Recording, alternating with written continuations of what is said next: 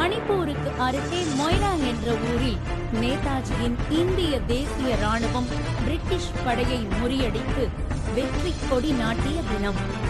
British ராணுவத்தில் 1857 வருடம் தமிழக சிப்பாய்கள் நிரம்பிய சென்னை காலாட்படை பிரிவுகள் 52 இருந்தன. அதுவே 1914 26 பிரிவுகளாக குறைந்தன. பின்னர் படிப்படியாக சென்னை காலாட்படையே ரத்து செய்யப்பட்டது.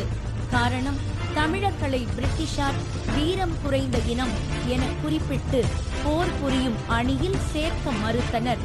சீக்கியர், ஜாட், கூர்கா இன மக்களை பெருமளவில் படையில் சேர்த்தனர்.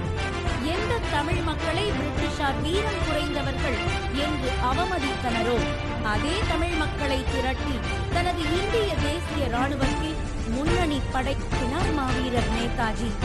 இதனை கேலி செய்து பிரிட்டிஷ் பிரதமர் சர்ச்சில் மலேரியா தோட்டத்தில் ரப்பர் பால் புரிஞ்சும் தமிழர்களின் ரத்தம் நேதாஜியின் மூளையில் கட்டியாக உள்ளது என்றார்.